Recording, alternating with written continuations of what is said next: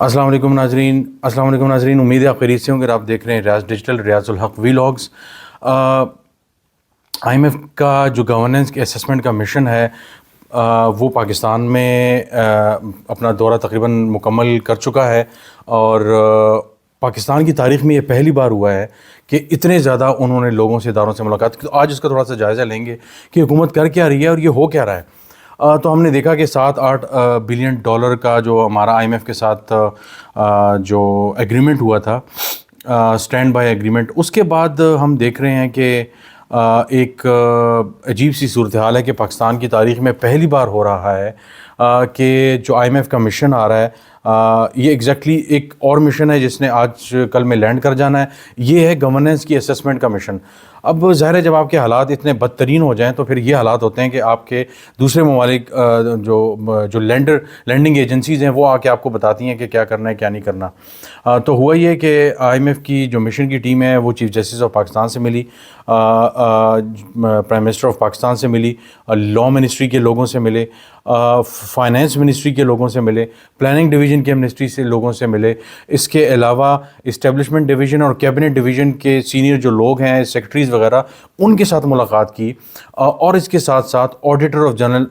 General of Pakistan, جو پاکستان کے تمام جو پبلک کا جو منی جو گورنمنٹ کے اداروں میں مختلف جگہوں پہ ڈیولپمنٹ، نان ڈیولپمنٹ، ریکرنگ وغیرہ میں یوز ہوتا ہے، اس سب کا ایک آڈٹ کرتی ہے۔ اور لاسٹ ویک جب پبلک اکاؤنٹس کمیٹی کی پہلی میٹنگ ہوئی تو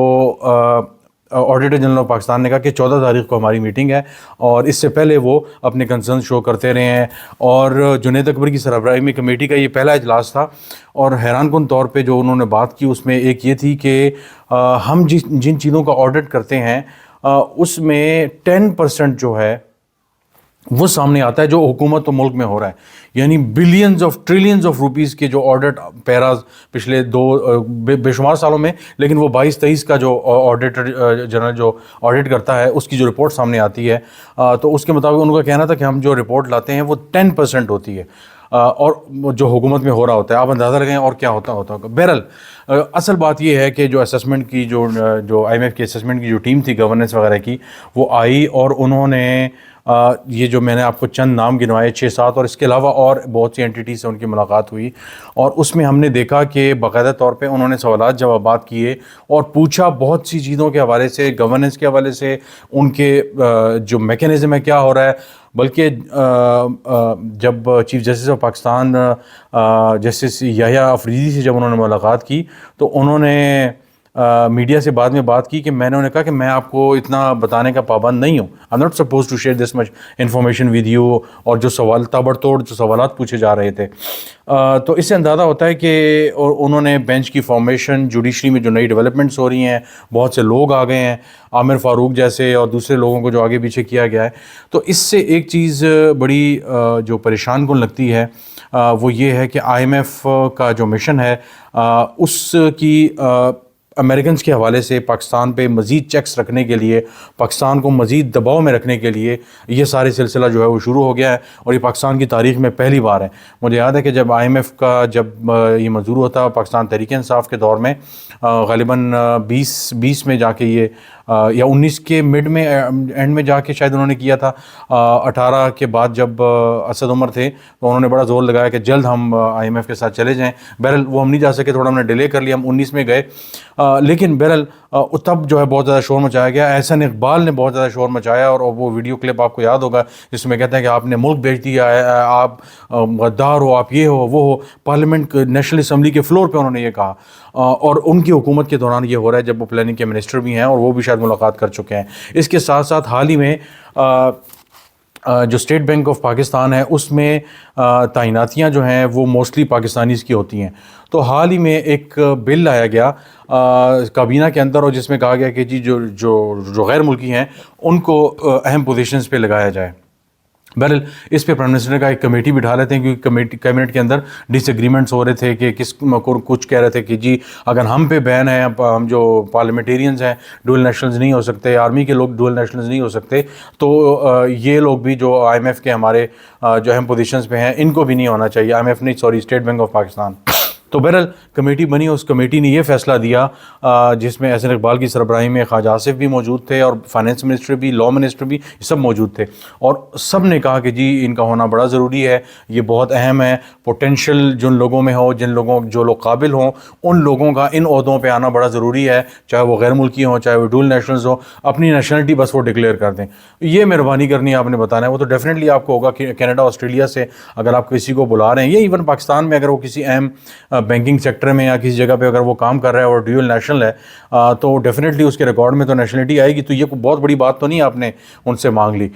تو اسٹیٹ بینک کے گورنر کے علاوہ جتنی بھی پوزیشنز ہیں ان سب پہ اب ڈول نیشنل لگ سکیں گے۔ یہ احسن اقبال کی سربراہی میں کچھ ہوا۔ تو اب ایک طرف جب آپ اپوزیشن میں ہوتے ہیں تو آپ یہ کہتے ہیں جناب IMF کے ہاتھوں آپ نے ملک بیچ دیا، یہ کر لیا، وہ کر لیا، دوسری طرف آپ کی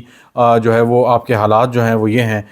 تو اگین اس پہ افسوس بھی ہوتا ہے کہ ایک طرف IMF کو آپ نے اتنا زیادہ ملک کے اندر وارد کر دی۔ اس کی وجہ کیا ہے؟ اس کی وجہ یہ ہے کہ اکانومی کس حالت میں ہے۔ ہم نے FBR کا حال ہی میں دیکھا کہ ویکینڈ سے پہلے کہ IMF کے شاید ڈائریکشنز پہ تھا، جو کچھ بھی تھا بات باہر نہیں آئی، لیکن FBR سے جو پالیسی جو بناتا ہے وہ اس کو دے دیا گیا ہے، پالیسی فائنینس منسٹری کو دے دیا گیا ہے، اور جو ٹیکس کلیکشن ہے، ریونیو کلیکشن جسے کہا جاتا ہے، پیسے کلیکٹ کرنا، لوگوں سے ٹیکس لینا، وہ FBR کو دے دیا گیا کہ یہ آپ اپنے پاس رکھیں، یہ آپ نے کرنا ہے، اور یہ جو ٹیکس پالیسی فارمولیشن ہے یہ جو ہے وہ فائنینس منسٹری کریں گے۔ اور ظاہر ہے یہ ہونا بڑا ضروری بھی تھا کہ کیونکہ جس نے ٹیکس کلیکٹ کرنا ہے اس نے پالیسیز بھی بنانی ہے، تو ایسا تو نہیں ہو سکتا، ظاہر ہے اس میں مزید ان کا فوکس پیسے صرف ٹیکس نکالنے پہ ہی ہوگا، اور وہی تنخواہ دار طبقے سے سب کے ساتھ یہی ہو رہا ہے کہ بیڑا غرق ہو رہا ہے۔ تو اب دیکھتے ہیں کہ جب پالیسی جب جائے گی، پالیسی میکنگ فائنینس منسٹری کے پاس، تو وہ کیا کرتے ہیں۔ لیکن بہرحال یہ ساری چیزیں ہو رہی ہیں اور بڑی حیران کن ہے، افسوسناک بھی ہے کہ کسی کے کہنے پہ ہم یہ سارا کچھ کر رہے ہیں۔ اور حال ہی میں ہم نے دیکھا کہ IMF نے کے کہنے پہ بیوروکریٹس کی جو سیلریز وغیرہ ہیں، ناٹ سیلری سوری، ان کی جو انکم ہے، ریونیو جنریشن ہے، بزنسز ہیں ملک کے اندر، ملک کے باہر، جو کچھ ہیں وہ ڈکلیئر کریں گے۔ اب آلریڈی کچھ نہ کچھ ٹوٹا پھوٹا تو وہ ڈکلیئر کرتے ہیں اسٹیبلشمنٹ ڈویژن کو، لیکن وہ اتنا فارغ قسم کا اور جنیرک قسم کا فارم ہوتا ہے کہ اس کی کوئی اسکروٹنی بھی نہیں ہوتی۔ اب یہ جب آئے گا FBR کے پاس اور پبلک کیا جائے گا اس کو، تو اس کی اسکروٹنی ہوگی کہ جناب آپ نے لکھا ہوا کہ DHA میں آپ کا 1 کنال کا 1 پلاٹ ہے اور وہ آپ نے 40 لاکھ قیمت لکھی ہے، تو وہ تو نہیں ہو سکتا۔ بہرحال اس طرح کی بہت سی چیزیں، چاہے وہ اپارٹمنٹس ہیں بیرون ملک، یہ وہ سارا بچوں کے اور جو آپ کی بیوی یا ہسبینڈ ہے ان سب کے آپ کو اثاثے ڈکلیئر کرنے ہوں گے۔ تو اب کچھ چیزیں ظاہر ہے وہ ہمیں خود سے کر لینی چاہیے، لیکن جوڈیشری میں انٹرفیئرنس کرنا، ان حوالے سے لوگوں کا پوچھنا، یہ ہم نے خود ہی انوائٹ کیا نا۔ جو ملک میں جو کچھ ہوا پچھلے 2-3 سالوں میں، تو ہم نے خود ہی انوائٹ کیا، اور اس کے بعد ہم یہ گلا کریں کہ جناب یہ دیکھیں بیرونی لوگ ہمارے مداخلت کر رہے ہیں، we allowed it, we ask for it, اس کے بعد گلا بنتا نہیں ہے۔ آج کے لیے اتنا ہی، انشاءاللہ آپ سے دوبارہ ملاقات ہوگی۔ بہت شکریہ۔